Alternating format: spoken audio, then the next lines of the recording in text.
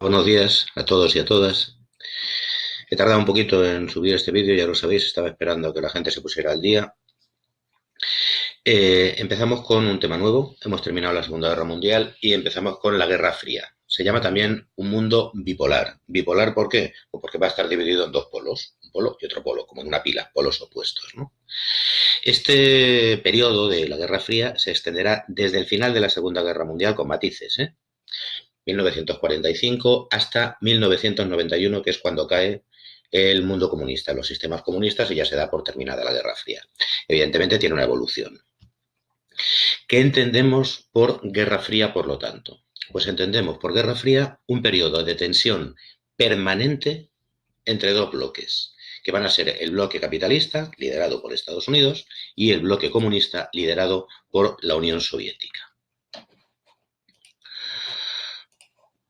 Durante este periodo, este reparto del mundo entre bloques, este enfrentamiento entre los bloques, va a ser siempre un enfrentamiento indirecto. Por eso se llama Guerra Fría. Nunca va a haber un conflicto directo, una guerra directa entre Estados Unidos y la Unión Soviética, afortunadamente para todos. Por eso se llama Guerra Fría. Va a ser una guerra que se base en enfrentamientos periféricos, en conflictos periféricos, utilizando para ello otros escenarios, otros países, en una búsqueda de ganar influencia sin, como digo, llegar a enfrentarse unos con otros. Por lo tanto, va a haber unos intentos, y sería la tercera característica, de extender la influencia de cada uno de los bloques a través, por un lado, de la propaganda. Ya veremos, por ejemplo, de la carrera espacial. Tienes que vender que tú estás más avanzado que tu contrincante para que otros países pues simpaticen contigo y se unan a tu bloque mediante la propaganda de muchas maneras y las ayudas económicas también y culturales, y también mediante intervenciones militares cuando sea necesario, como veremos, por ejemplo, en el caso de Afganistán por parte de la Unión Soviética. Por lo tanto, tenemos bloques antagónicos, enfrentados, tensión permanente pero nunca enfrentamiento directo, conflictos periféricos, intento de extender la influencia mediante la propaganda y las intervenciones militares, y un equilibrio de fuerzas militares basado sobre todo en lo que se llama la disuasión nuclear. Disuadir a alguien es convencer a alguien de que no haga alguna cosa antes de que la haga, naturalmente. Por lo tanto, la disuasión nuclear consiste en que cada uno de los bloques tendrá suficientes armas atómicas como para disuadir al otro de empezar una guerra directa. ¿Por qué? Porque con tanta cantidad de armas atómicas, de hecho, había y hay armas atómicas para destruir 7 planetas como la Tierra, lo que se garantizaba es que si se iniciaba una guerra directa entre los dos bloques y el planeta entero quedarían absolutamente destruidos. Por lo tanto, se entendía que había ahí un equilibrio en el cual ninguno daría el primer paso, lo cual estuvo a punto de suceder por lo menos en una ocasión, quizá en dos. Esta doctrina, fijaos que tiene un nombre aterrador, es la doctrina MAD. Son las iniciales en inglés de destrucción mutua asegurada. Pero es que en inglés MAD también quiere decir loco o locura. Por lo tanto, desatar aquello sería desatar perfectamente la locura, ¿no? Vamos a empezar a ver cómo se empieza a montar esto. Y empezamos por la partición de Europa. Recordamos las conferencias de Yalta y de Potsdam que vimos en la clase anterior. Lo que sancionaban era finalmente lo que era el reparto de Europa en dos zonas de influencia. Por un lado tenemos, como veis aquí en azul, la zona de influencia o la zona los bloques, del bloque capitaneado por los Estados Unidos y que va a tener un sistema capitalista y basado pues un poco en la democracia, ¿no?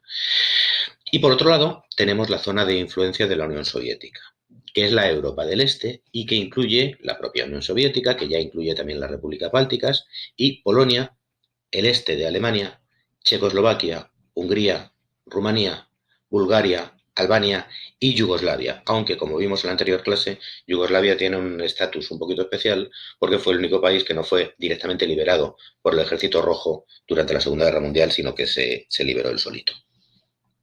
Estos países que tenéis aquí en rojo se van a llamar democracias populares.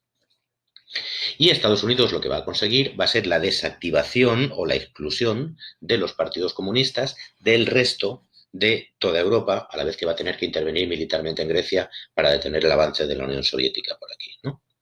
Bien, fijaos, por lo tanto tenemos Europa dividida en dos grandes territorios que en parte se van a extender al resto del mundo cuando veamos ahora la extensión de los bloques. Fijaos que estamos en 1945 y la Unión Soviética ha sido hasta este momento aliada del Reino Unido, de Estados Unidos, de Francia y ya al final de Italia también, de Bélgica, de Holanda, para la guerra contra los nazis. Por lo tanto, estos que habían sido aliados hasta 1945, muy pronto van a empezar a tener las primeras fricciones y se va a comprobar muy rápidamente que los antiguos aliados van a ser inmediatamente los nuevos enemigos. Había políticos, evidentemente, Stalin ya lo sabía, Truman ya lo sabía, Churchill ya lo sabía, ¿no? Cuando estaba terminando la guerra, que las cosas iban a cambiar, ¿no? Y esto va a empezar con una escalada protagonizada pues, por una serie de iniciativas, una serie de acontecimientos que van ocurriendo, ¿no? Tenemos que ver en este sentido uno de ellos que sería el Plan Marshall. El presidente Truman de Estados Unidos va a aprobar el envío a Europa de una enorme cantidad de dinero que en principio es para la reconstrucción europea, pero realmente tiene más motivos, ¿no?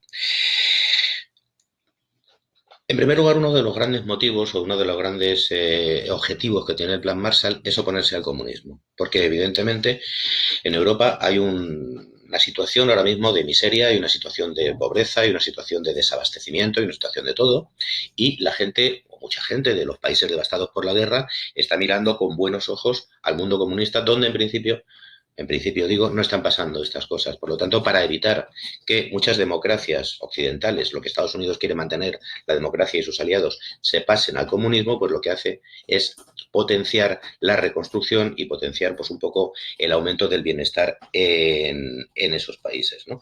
Evidentemente, la Unión Soviética y sus países digamos aliados, ya definimos lo que eran los países satélites, no van a entrar en la recepción de este plan Marshall. ¿En qué consiste? Bueno, pues la jugada es muy buena porque, como os he dicho, tiene dos objetivos. Uno de ellos es detener el avance del comunismo por Europa, preventivamente. Pero otro también es facilitar que las empresas estadounidenses sigan vendiendo a los países europeos que ahora mismo están muy empobrecidos. Y esto se hace de la siguiente manera. El gobierno de Estados Unidos presta a los gobiernos europeos dinero público, dinero estadounidense, con la condición de que estos países gasten ese dinero en la reconstrucción adquiriendo productos de las empresas norteamericanas o contratando empresas norteamericanas para la reconstrucción. Por lo tanto, fijaos, es un dinero de ida y vuelta, ¿eh? Va del gobierno estadounidense, dinero público, a los gobiernos europeos que se lo gastan en empresas privadas norteamericanas, con lo cual se va a mantener toda la industria norteamericana que durante la Segunda Guerra Mundial había crecido una barbaridad y que ahora si no pues dejaría de vender. Como podéis ver aquí, Gran Bretaña, por ejemplo, recibe más de 3.000 millones de dólares, Francia más de 2.500, Italia pues prácticamente casi 2.000, ¿no? ¿Qué país de los presuntamente dentro de la órbita norteamericana no va a recibir nada? Pues entre otros, pues España, ¿no?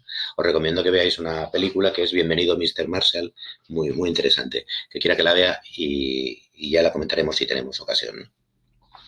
Bien, evidentemente el Plan Marshall va a hacer que la Unión Soviética de alguna manera contraataque, ¿no?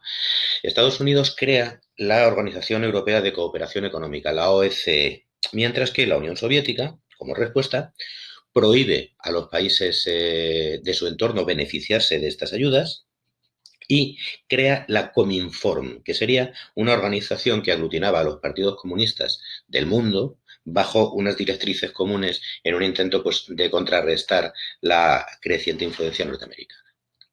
Bien, ¿cuál es el segundo acontecimiento importante? El segundo acontecimiento importante va a tener lugar en Alemania y concretamente en Berlín. Si recordamos la última clase, Alemania había quedado dividida en cuatro sectores, como podéis ver en esta imagen. El sector británico, el americano, el sector francés y el sector soviético. ¿Cuál era el propósito de esto? En teoría, eran zonas de administración, no era para quedárselas para siempre, no se podían unir. Era para garantizar la reconstrucción de Alemania y para garantizar también la desnazificación de Alemania. ¿Qué es lo que había pasado con Berlín? Como veis, Berlín queda aquí. Berlín queda dentro del sector soviético. Y Berlín queda dividido también en cuatro zonas, igual, sector francés, británico, americano y soviético. Por lo tanto, si os dais cuenta, estos tres sectores, francés, británico y americano, son una especie de isla de la colaboración con los países capitalistas dentro del sector soviético, es decir, del sector comunista de Alemania del Este. ¿Vale? Bien, ¿qué es lo que ocurre?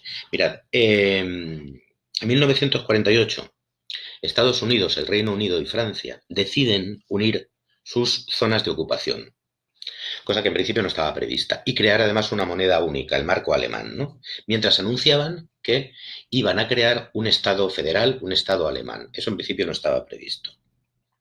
La Unión Soviética, recordemos que sigue Stalin, va a tomar represalias inmediatamente y lo que hace es decir, bueno, yo no me puedo meter aquí, porque claro, eso sería una guerra directamente, pero sí puedo actuar dentro de Berlín. Y lo que voy a hacer es bloquear Berlín por tierra. Los sectores occidentales de Berlín, el francés, el británico y el americano, estaban siendo abastecidos por una serie de rutas terrestres. Claro, cuando los americanos, los ingleses y los franceses deciden unir sus sectores, pues Stalin lo que decide es cerrar la frontera e impedir ese abastecimiento a Berlín. Claro, la cosa se empieza a poner bastante tensa, porque si en ese momento los americanos deciden mandar camiones, por ejemplo, con comida, con ladrillos, qué sé yo, con abastecimiento, a su zona de Berlín cruzando el sector soviético, pues se exponen a una guerra, la frontera está cerrada. ¿Qué es lo que van a hacer los americanos?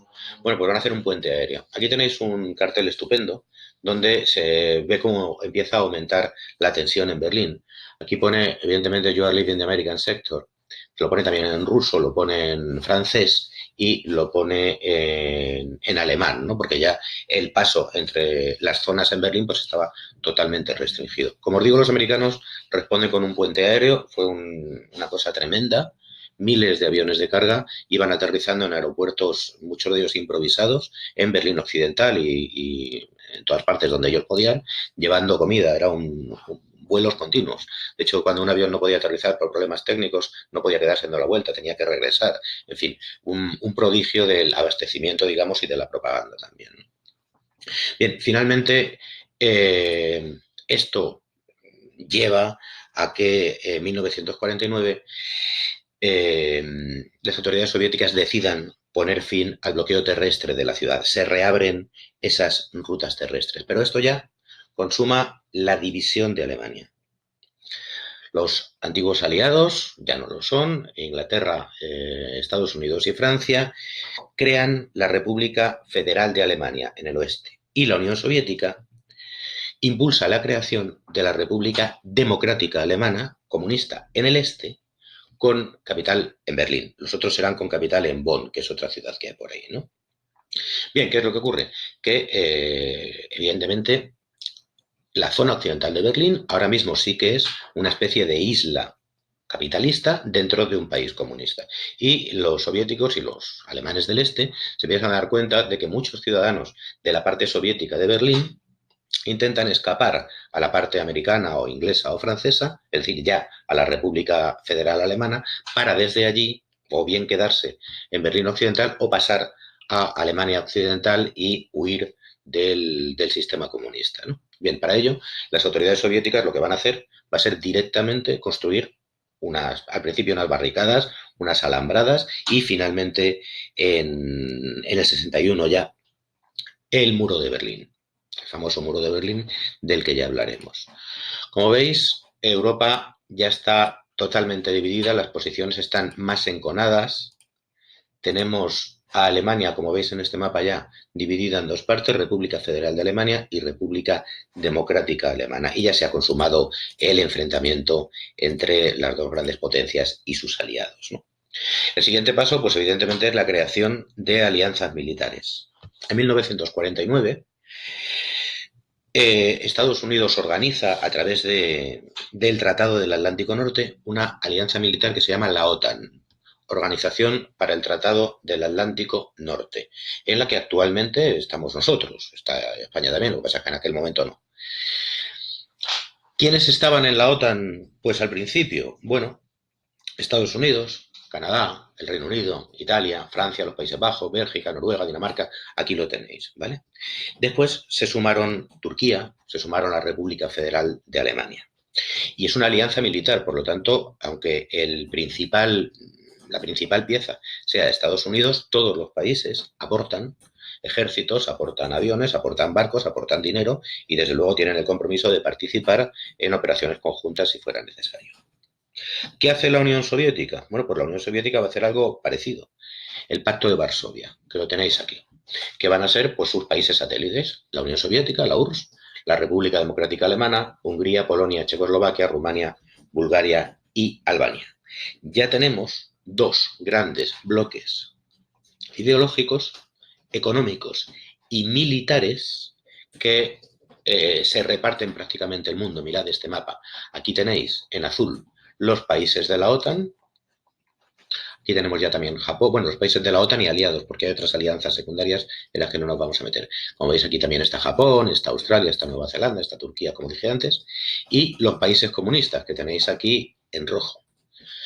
¿Y el resto del mundo? Bueno, pues el resto del mundo, de momento, muchos de ellos son todavía colonias de países europeos y otros se van a ir independizando y crearán un movimiento, muchos de ellos, que dicen que no quieren estar ni en este mundo ni en este, y será el origen del término tercer mundo, que veremos cuando veamos la descolonización. Bien, con estos bloques formados, vamos a entrar a ver una serie de conflictos que son los que van a caracterizar la Guerra Fría y que veremos en la próxima clase.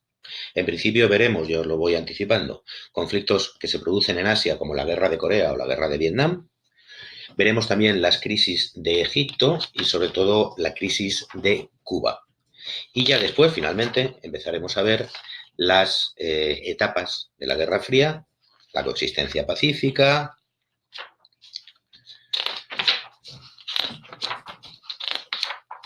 el retorno a la Guerra Fría y finalmente el fin de la misma con la caída de los sistemas comunistas.